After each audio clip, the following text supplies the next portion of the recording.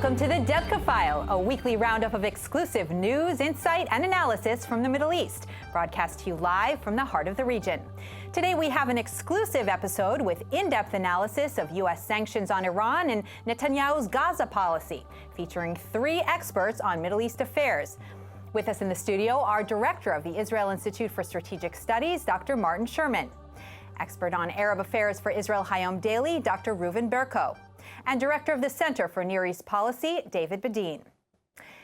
U.S. Secretary of State Mike Pompeo said that Tehran faces a choice between either destructive behavior or economic disaster. The Trump administration's strategy is to punish Iran so severely that it will be forced to renegotiate a permanent end to its nuclearization. Pompeo reassured that by giving waivers to 8 nations, Washington is trying to make sure that global oil prices don't rise, especially during election season. Meanwhile, yesterday, Iranian President Rouhani overlooked the production line of the new Iranian fighter plane, and Major General Qasem Soleimani stated that no one could challenge Iran's military power. Turning to Israel, the IDF on Sunday staged an impromptu drill against potential enemy assaults, which could only come from Iran. Frankly, since May, since the president's announcement of withdrawal from the ill-fated agreement, European companies have fled Iran in great numbers. Hundreds of businesses have departed Iran. The whole world understands that these sanctions are real, that they are important, that they drive the Iranian people's opportunity to make the changes in Iran that they so desperately want, and stop Iran from having the wealth and money that they need to continue to foment terror around the world. And they'll be the toughest sanctions ever placed against the Islamic Republic of Iran. So the first question is, what does Iran have in store for the U.S. and its allies, including Israel and Saudi Arabia, as possible revenge for the U.S. sanctions? Well, firstly, I think this is a very severe blow to Iran. And I think in many ways it exposes the appalling dishonesty of the Obama regime, who falsely portrayed the dilemma facing the West then as either accepting the agreement or war. It was clear that this was never the real choice, and it was just spun by Obama. What can Iran do? I think Iran's in big trouble, but it can try and what's called the pivot eastwards to China and Russia, maybe. It can try and activate its terror proxies to try and bully the U.S. to try and rescind the sanctions. I don't think that will work. But I think most level-headed people should welcome this move as a return to sanity in the U.S. foreign policy towards Iran, because it seems that the Obama regime was far more interested in enriching, empowering, and entrenching this vicious regime, and I think the Iranian people are paying a price for it as well. So I think that the U.S. should be applauded for this vigorous and robust measure.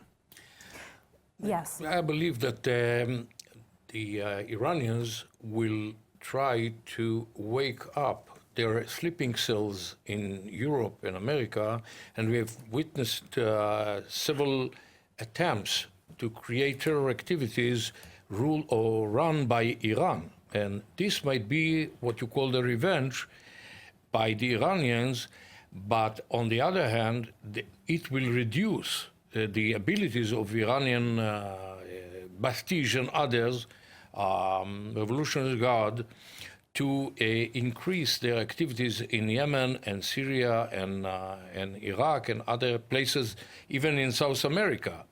They have abilities of terrorism as a revenge, but at the end of the day, their abilities of nuclear weapon and missiles will be reduced, and this is the utmost result as a response for the American steps. Building on that, do you think that these sanctions, which have already been harsh, do you think they will add the pressure that Tehran needs to come to the negotiating table? Well, I think it's a plausible conclusion to draw, especially given the growing domestic disaffection in Iran Iran is far from being a stable society. It's divided into many ethnic groups. The Persians are only 1/3, I believe, of the population. There's growing opposition to overseas adventurism, to Iran spending so much of its resources on overseas adventures. I think answering your first question, I think one of the things the Iranians might do is try and bite the bullet and wait for the Trump administration to end, and hoping that someone will come after them might be a little bit more amenable. But I certainly think that we've seen in the short period that Trump did reimpose sanctions. We've seen significant impact on the Iranian economy. The rial has plunged. So there's room for cautious optimism that this will compel them to bring them to the table, because even under Obama, that's what brought them to the table, the sanctions. What do you think is next for Israel's battle for Iran in Syria? Well, one hopes that these sanctions will impact the Iranian stamina. There have been reports on new attacks on Iranian infrastructure in the cyber sphere. So I think one of the most important things is this should sap Iran's stamina to keep its forces in Syria. As usual, the big question mark is Russia. How the Russians are going to behave. Has Israel got an answer to their new improved air defenses? So I think that there are a lot of question marks in Syria. As I said before in previous programs, only the imprudent predict what will happen in Syria. But don't forget, Martin, that in order to run the show of terrorism and military acts in the Middle East, Iran needs this money. And what we see, the riots, is the beginning of a new era in Iran itself. And don't forget, for example, that Hezbollah is an organization in permanent use of Iranian money. I agree with you. Also, the Houthis in Yemen and other areas all over the Middle East and even in North America, in South America. So at the end of the day, I believe that these acts aiming the economy of Iran are beneficial, and we'll see an immediate result. Maybe it would not cause the fall of the regime, but it will force them to change policy because they will be in short of money. And this is the most important thing for the time being. No, I agree with you.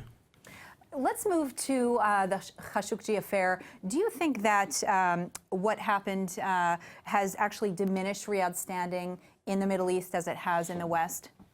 Well, the story of Khashoggi is used very, very manipulatively by Erdogan, because Erdogan has its own agenda, its own plan for renewing his Ottoman Empire. And the concurrent for his ambitions is Saudi Arabia. And, it's the division inside the Sunni world. It's standing in front of a very serious threat made by Iran, despite all this emergency situation in which the Sunni, the Gulf states, the Arab Peninsula facing, they allow themselves to be in wars inside the Sunni camp. So Erdogan is using this to celebrate the blames against Saudi Arabia, knowing that Saudi Arabia actually is the center of crystallizing an ability of the Sunni world to face the story of Iran. It's embarrassing the Americans who stand with the goods, and sometimes standing with the goods is important, but the most important is to block the bads. So what Turkey is interested in is destroying the Al Saud family, destroying the infrastructure of Saudi Arabia, and the role of, let's say, metaphorically, Mecca, for the sake of the glory and ability of the Ottoman Empire located and centered in Ankara. This is the story. Unfortunately, the Americans are embarrassed by this situation, looking for their values of you know what. And I believe that at the end of the day, again, the Americans and the Saudis will find a formula to put MBS, how they call it, the Emir, Mohammed bin Salman, Yes. to put him aside, to put the blame on a chain of those who were directly involved in the Khashoggi story. Of course, the Saudis have something to hide, no doubt about it. But taking into account the interest of the area, and I believe Netanyahu mentioned this to the Americans, taking into account the interest of the area in defeating the Iranian threat, Saudi Arabia is a very important factor not to be damaged by this awful, miserable story. Yes. We actually have to move on to our next topic. Thank you for your insight on Iran. The day before Israel's municipal elections, Prime Minister Benjamin Netanyahu, for the first time, explained his security policy in Gaza. Meanwhile, Israel's military restraint in the face of escalating Palestinian terrorist attacks over the past 7 months has garnered criticism from both sides of the political divide. The escalating violence has raised questions as to his strategy for handling Hamas in Gaza, as the flammable balloons, incendiary kites, burning tires, and bombs have only continued to escalate. A diplomatic solution has been ruled out, as no agreements are possible with a government dedicated to Israel's destruction. In addition, it's possible he's preparing to lay out a new strategy, which would gain votes, as he could be getting ready for an early election in 2019 before the scheduled November date. So, David, let's start with you. First of all, I know, in regards to the situation with UNRWA, can you discuss Hamas's use of UNRWA facilities and its hiring of terrorists? It's quite simple. UNRWA took over the Teachers Association and the Workers Association many years ago in Gaza, since 1999, and they've been strengthening it ever since. And this summer, we witnessed again to a military training exercise that UNRWA conducted together with Hamas for 100,000 children, ages 9 to 15, giving them all proper weapons, and they're getting ready for their own little invasion of Israel. And what's their theme is not only right of return, but right of return by force of arms. Every child knows where his grandparents came from in Ashkelon, Ashdod, etc., and Beersheba, and their dedication to a conflagration which would burn those cities is what they're talking about. That is why we see the balloons. That's why we see the Qassam rockets, and no end is in sight until it's stopped. And the agency which is hosting and paying the salaries of Hamas is UNRWA, the United Nations Relief and Works Agency, whose funds are not coming from Iran. They're coming from 67 donor nations, especially Germany and the UK, which just doubled their allocations to UNRWA. Now, what's important, our agency, the Center for Near East Policy Research, we sent our evidence, the evidence of the military training inside the schools to Great Britain. We got back a ridiculous response saying, we know about that and we have tools to deal with this. Should we send them a toolbox? We don't understand. And this is so the war from UNRWA, the United Nations Relief and Work Agency, has only increased, and the passivity of Israel in dealing with it is unbelievable. Why doesn't Israel demand that these donor countries restrain UNRWA? We've been asking that question over and over. There's a concept in the civil administration which runs the civilian affairs in Gaza, is that if the children are learning at United Nations schools, they'll be better. They're going to be learning how to be like Mother Teresa and Eleanor Roosevelt. The fact that don't confuse us with the facts. We show the civil administration this is their curriculum, this is what they're learning, and they ignore it. But there are no constraints on the schools. No constraint. Not only are there not any constraints in the schools have gotten worse and worse in terms of some of them they call the Al-Qutla clubs, the military training clubs going on inside the UNRWA camps. And what we need is for people in Israel to wake up and say to the government, excuse me, this is not acceptable. And the donor nations also. Let's move now to Netanyahu's recent statement. Do you agree that the only way to move forward in Gaza with the conflict can be established through a truce rather than war? Absolutely not. I think Israel's inaction here is terribly detrimental. It is counterproductive and self-destructive. Israel's inaction is allowing Gaza to develop into a strategic threat, perhaps not as great, but along the lines that Israeli inaction has allowed a strategic threat to develop on our northern border. Every single time that Israel has adopted a limited military engagement, the Hamas and its more radical offshoots have emerged with enhanced abilities. I mean, if you were to predict in 2005 that what you have today is what you would have, you would be dismissed as an irrational scaremonger. I remind people that back then the most dangerous weapon that the Hamas had was a short-range rocket with an explosive head of 0.5 kilogram and a range of 5 kilometers. And now they have rockets, some of them with precision-guided mechanisms, with an explosive head of 100 kilograms and a range of 100 kilometers. They can reach virtually nearly all population centers in Israel. They have an array of attack tunnels. They're developing naval abilities, which would have been inconceivable back then. And this will carry on and carry on until Israel launches a massive strategic offensive against Hamas. And the problem is not to depose Hamas, because who's going to come after Hamas? The only way Israel can ensure who rules Hamas is to rule it by itself and start an international project for the incentivized immigration of the non-belligerent population. There will be no other solution. Down the road, there will either be Arabs in Gaza or Jews in the Negev. There will not be both.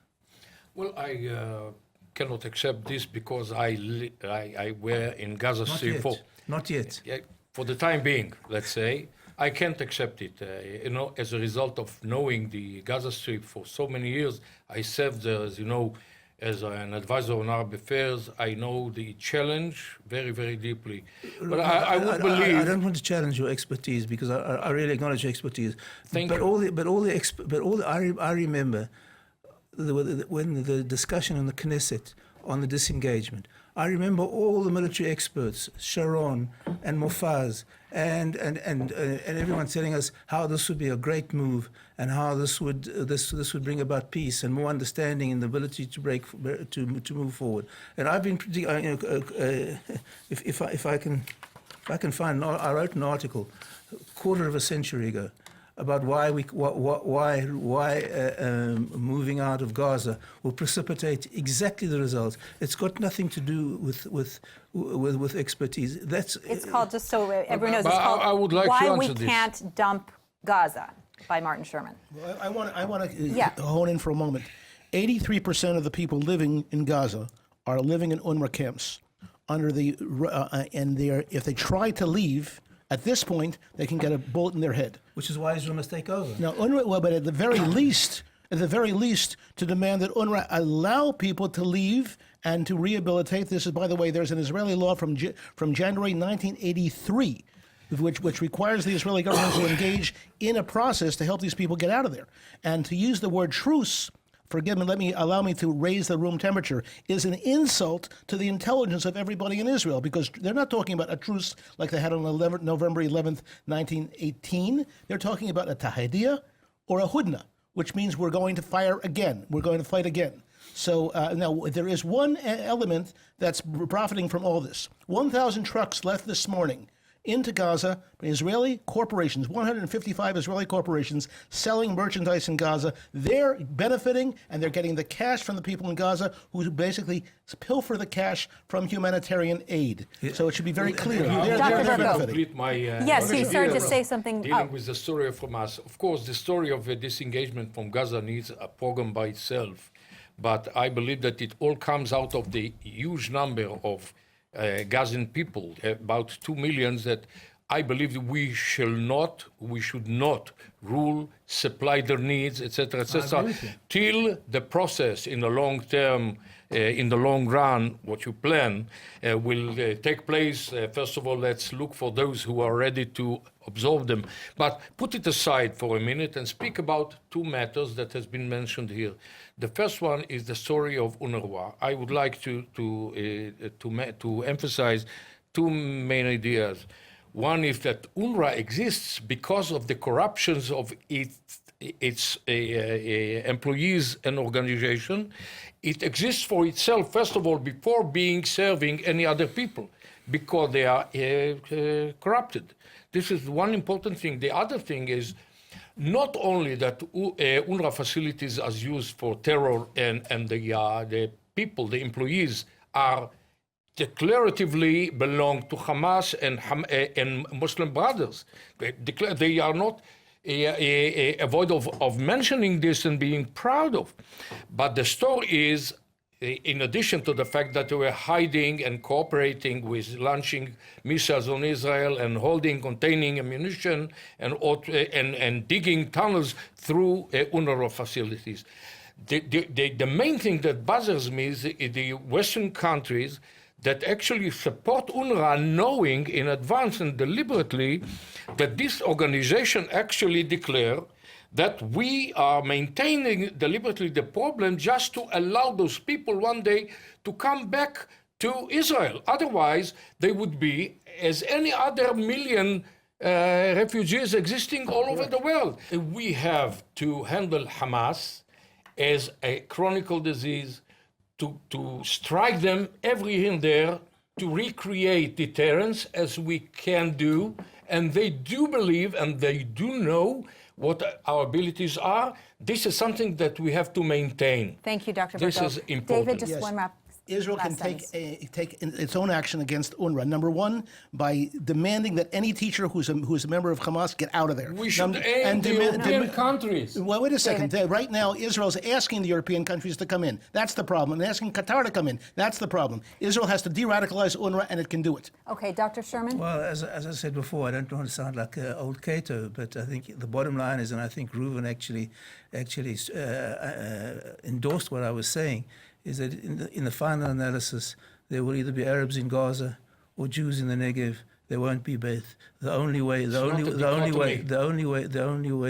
to do it is to launch a large international initiative for the relocation of non-belligerent Palestinian Gazans, and to deal coercively with the belligerent ones. Thank you. That's all the time we have this week for this week's edition of the Debka File.